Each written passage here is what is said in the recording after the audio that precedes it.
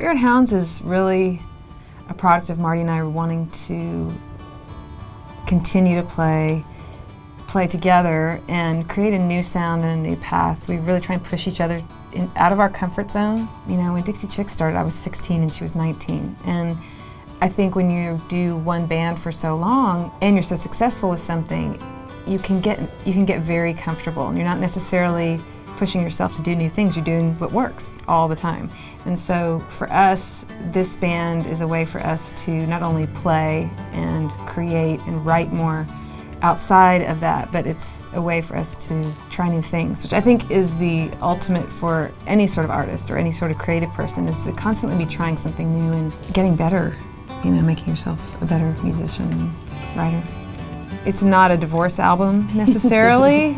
Marty got divorced this time around, but it wasn't about that. She handles her divorce differently than I did. I kind of cooped up and wrote these, we used it as therapy and wrote these songs, and that was kind of what happened on the first album. That's how the first album came about. I would send Marty these songs, and she's like, we need to record these, and that became the first album. Much different than this time around, where it was a little bit more lighthearted. We're trying to get out of ourselves, because it's so introspective when you're going through something and you're trying to write about that. And when you were writing that, you didn't know if that would see the light of day. I mean, It was just, that's how she works through things.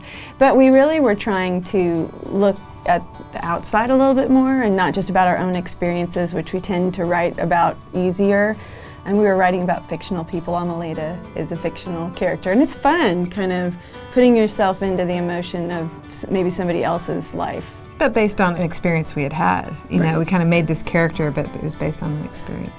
Emily was writing the second verse, and the line about her daughter, that line just slays me every time, and I've heard it a million times. But you wrote the chorus of that, right? Yeah. But the verse about little baby, what's she gonna be, like, I love that. It's rare that we kind of take that. We never ever want to be preachy about like what we believe, or we don't write "We Are the World" kind of songs, you know? And at first it kind of felt like that. I think that's why you didn't like the chorus at first. And then we tried to make it not judgmental, just like we're still learning too. Like I try to not get so angry at what's going on in the world. And I do have to give myself pep talks all the time to just stay away from the negative. And I feel like I'm a happy person, but you know, the stress of everything that goes on around you in the world, I do want to be one of those people who sees the light, you know, in a way, and I felt like this song I kind of had to write this song.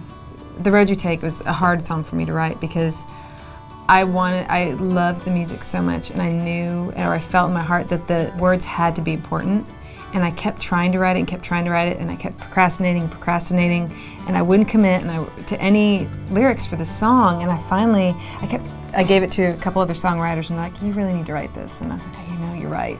And so I really do feel like it's a philosophy on life for me. I don't purport to give it to anybody else, but go on. What's your advice?